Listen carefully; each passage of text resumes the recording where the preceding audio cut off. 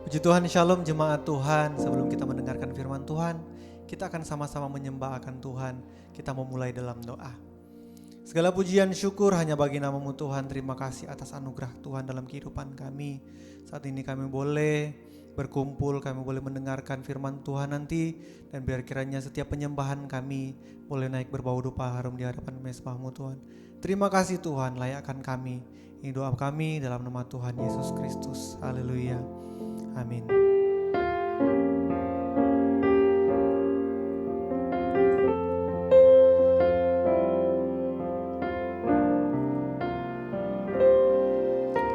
Dalam segala keadaan, waktu berlimpah maupun kurang,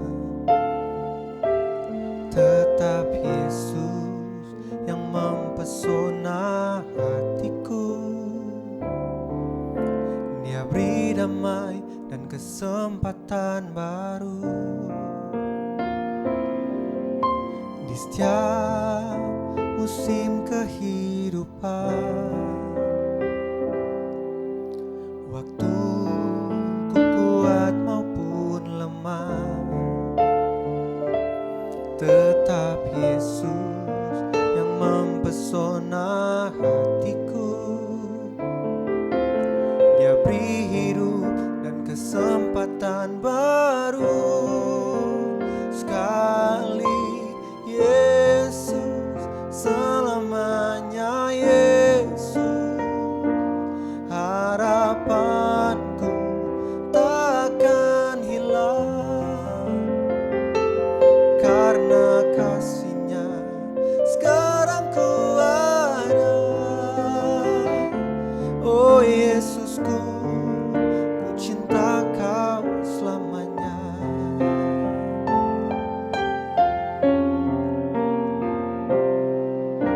Di setiap musim kehidupan, waktu ku kuat maupun lemah, tetap Yesus yang mempesona hatiku. Dia beri hidup dan kesempatan baru. Sekali Yesus, selamanya Yesus. Harapanku takkan hilang, karena kasih-Nya sekarang ku ada. Oh Yesusku, ku cinta Kau selamanya. Sekali Yesus, selamanya Yesus. Harapanku takkan hilang, karena kasih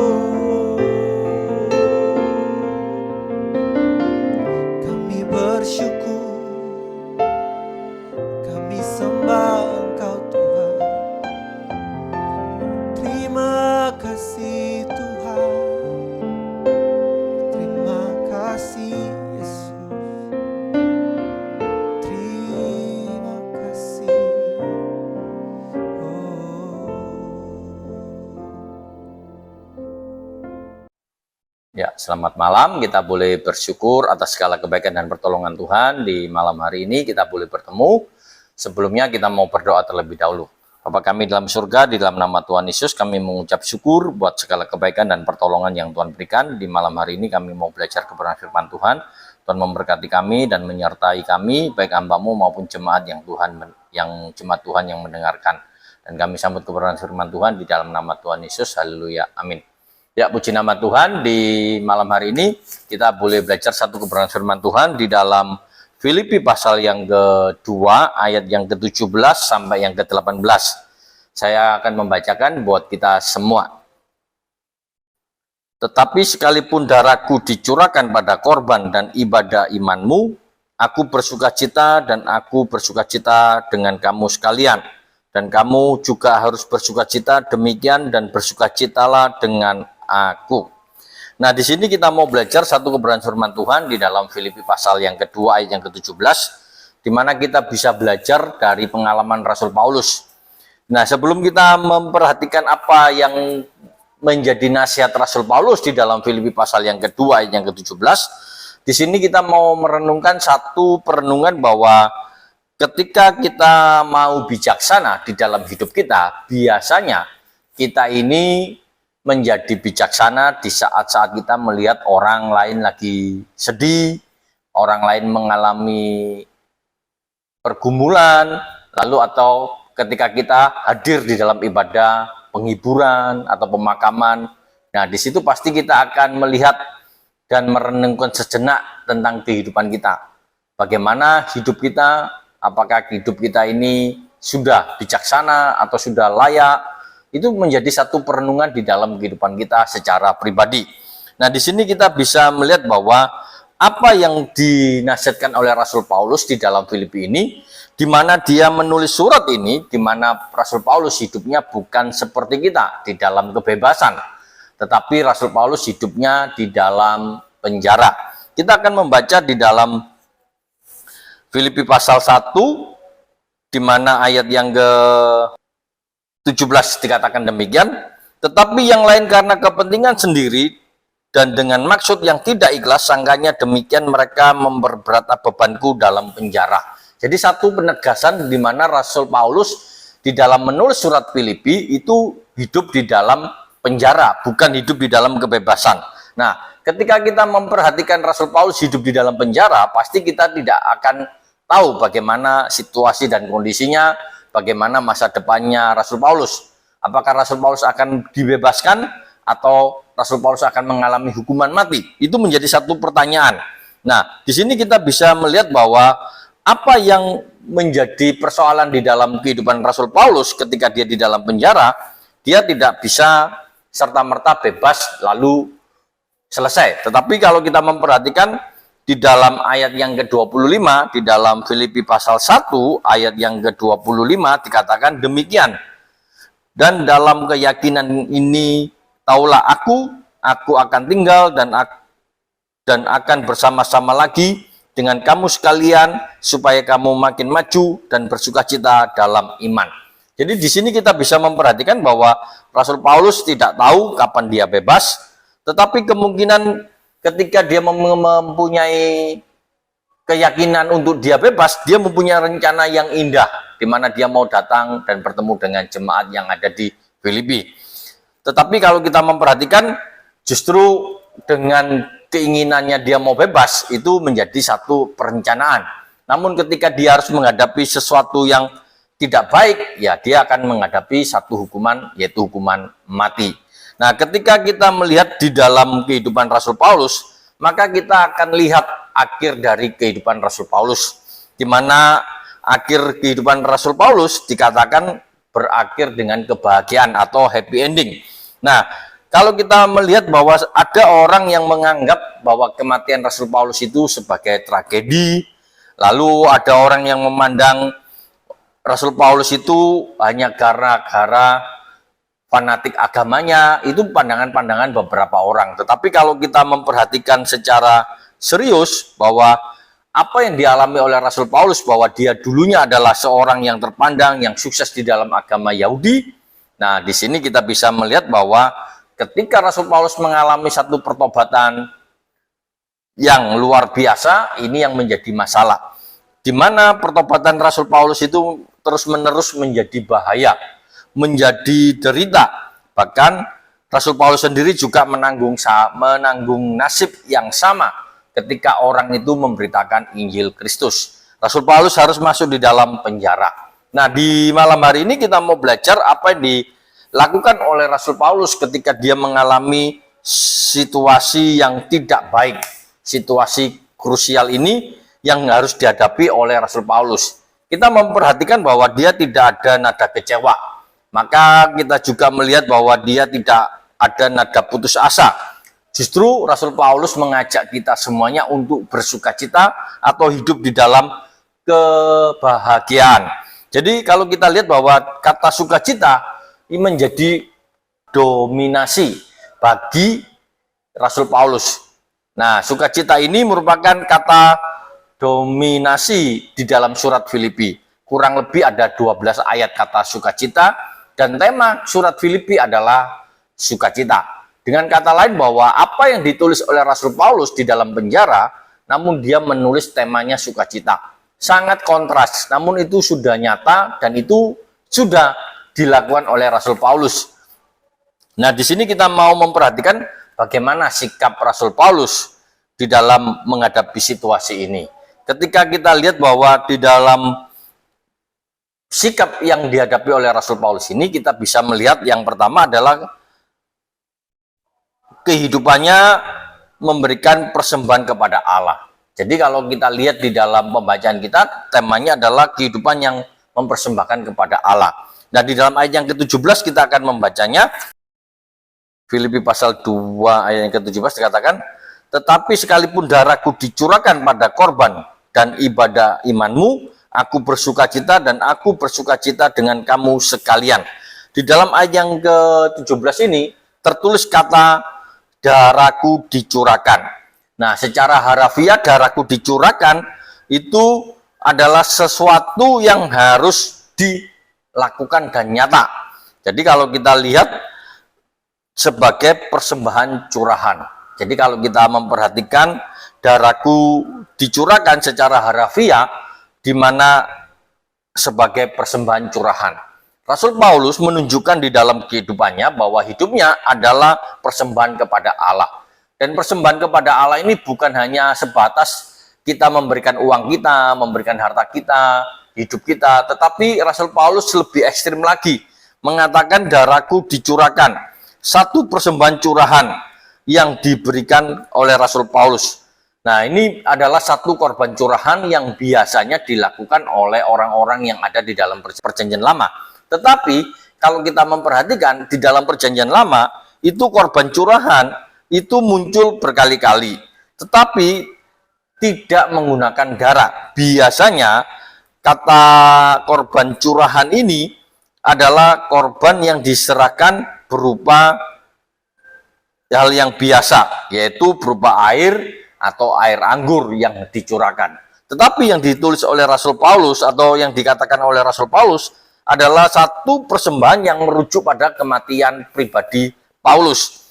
Ketika dia di penjara, dia sudah mengatakan bahwa bukan hanya saya siap untuk Kristus untuk dipenjara, tapi untuk mati pun saya sudah siap. Dan ini yang disampaikan oleh Rasul Paulus di dalam suratnya yang ada di dalam Filipi pasal yang kedua ini.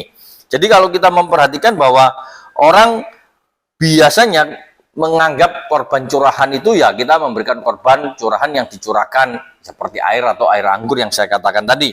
Tetapi di sini kita bisa memperhatikan bahwa korban ini adalah satu korban yang sungguh-sungguh, yaitu darah yang dikorbankan. Dengan kata lain adalah Rasul Paulus siap mati untuk Kristus. Bahwa kehidupannya adalah persembahan kepada Allah, yang terbaik adalah memberikan hidupnya. Meskipun dia harus mati, tetapi untuk Kristus adalah satu persembahan yang luar biasa.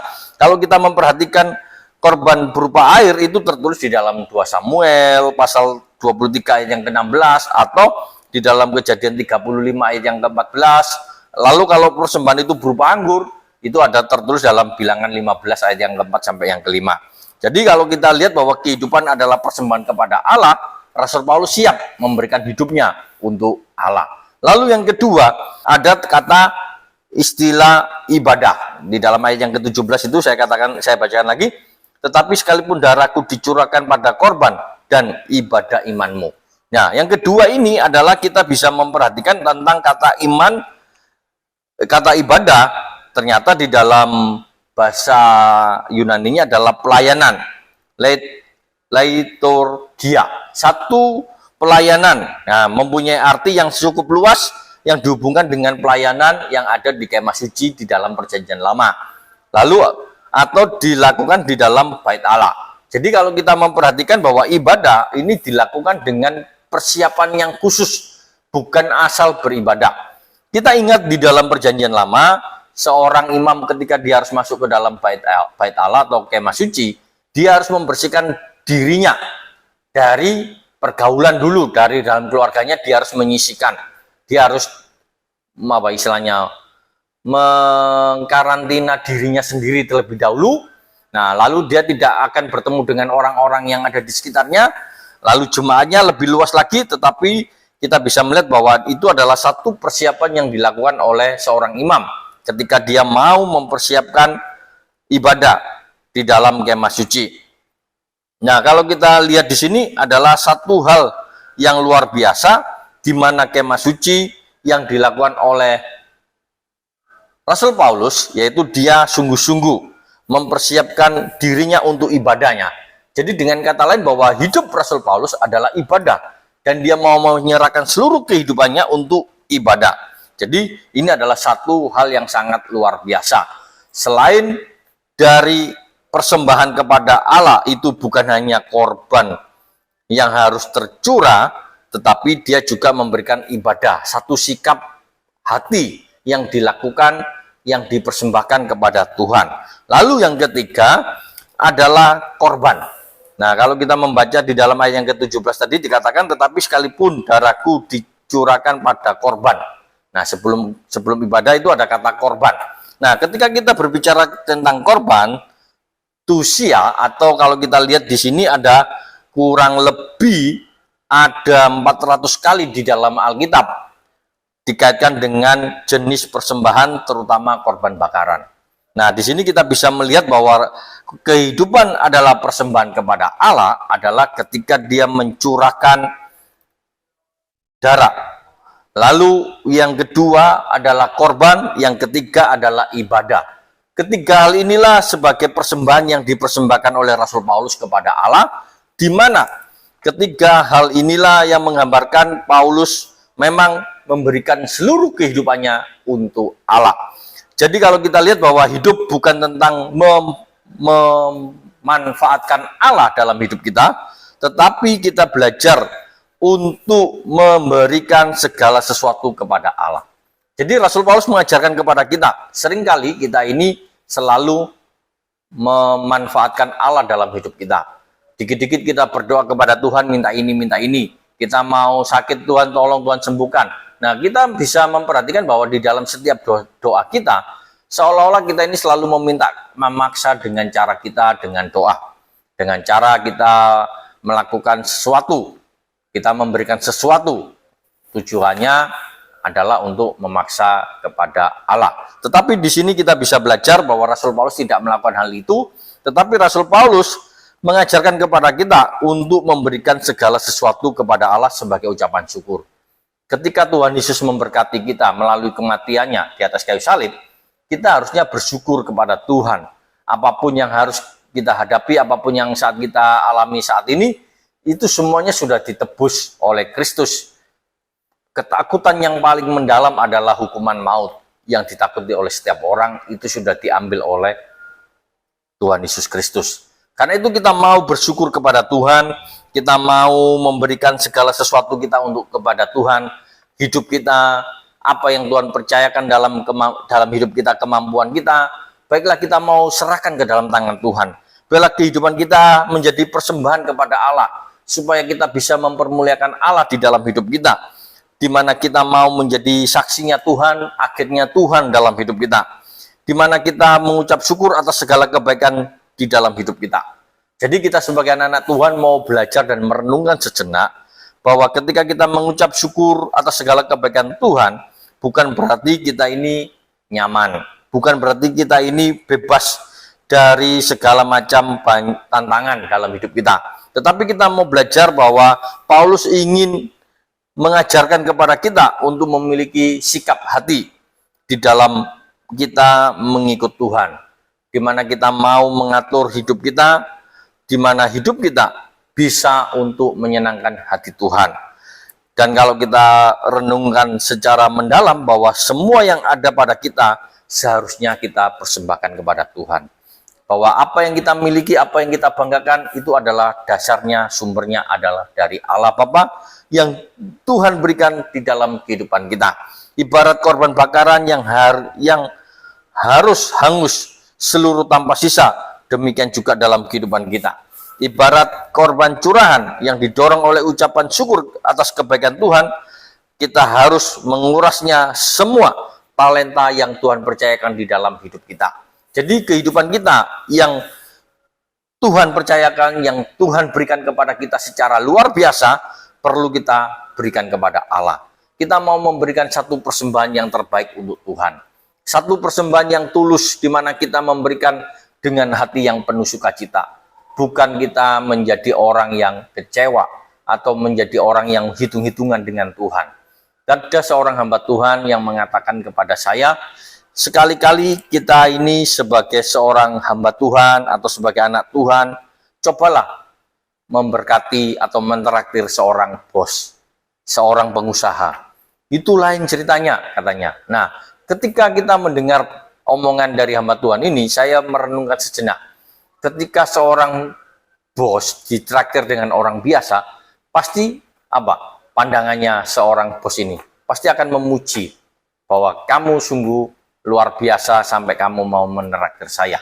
Walaupun kalau bagi dia mampu untuk membayarnya, tetapi bentuk kita mau memberikan sesuatu kepada bos itu menjadi daya perhatian sendiri bagi seorang bos ini. Apalagi kita ini mau memberikan semuanya itu kepada Tuhan, di mana Tuhan terlebih dahulu sudah memberikan kebaikannya. Karena itu kita mau menerima apa yang Tuhan percayakan dalam hidup kita, talenta-talenta apapun bisa kita gali, bisa kita pergunakan untuk kemuliaan dan kebesaran nama Tuhan.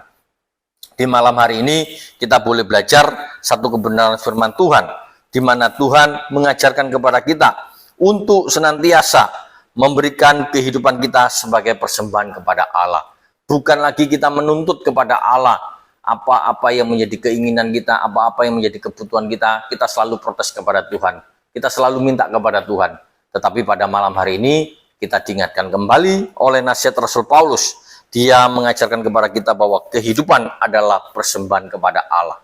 Kita bisa mempersembahkan apa yang ada dalam diri kita untuk kita berikan kepada Allah. Waktu kita, kepandaian kita, talenta kita, di dalam kita melayani Tuhan, begitu banyak tempat-tempat yang terbuka untuk kita lakukan dengan ketulusan hati. Ketika Rasul Paulus memberikan darahnya, memberikan korban, memberikan ibadah, adalah kata-kata yang perlu kita renungkan kalimat ini. Bahwa darah Kristus, darah Rasul Paulus diberikan, karena Kristus lebih dahulu mencurahkan darahnya. Tentang korban, Kristus mengajarkan tentang korban terlebih dahulu. Karena itu Rasul Paulus juga mau belajar dan mengajarkan kepada jemaat Filipi untuk mau berkorban. Berkorban bukan untuk dilihat, berkorban bukan untuk menjadi gaya-gayaan, tetapi satu ketulusan dari hati kita. Kita mau memberikan yang terbaik kepada Tuhan.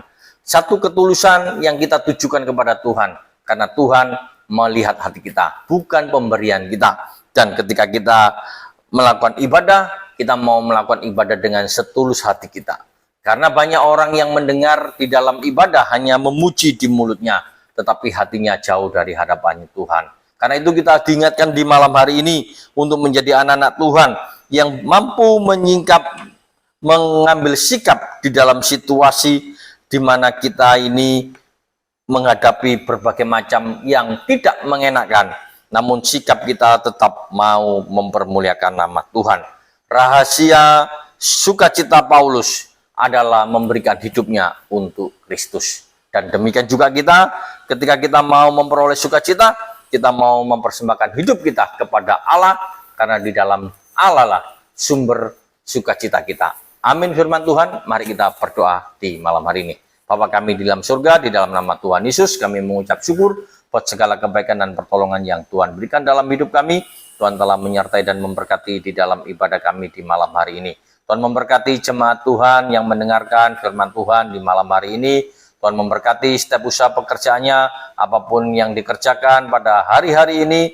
Tuhan memberikan kemenangan, Tuhan memberikan jalan keluar, Tuhan memberikan jawaban, dan Tuhan memberikan damai sejahtera di dalam setiap kehidupan kami. Terima kasih Tuhan, terpujilah namamu, berkati setiap usaha pekerjaan jemaat Tuhan, apapun yang dikerjakan boleh berhasil, dan kami menyerahkan sepanjang malam ini ke dalam tangan Tuhan. Bela kasih setia Tuhan yang menyertai dan menjagain kami. Di dalam nama Tuhan Yesus Kristus, kami berdoa dan mengucap syukur, haleluya, amin.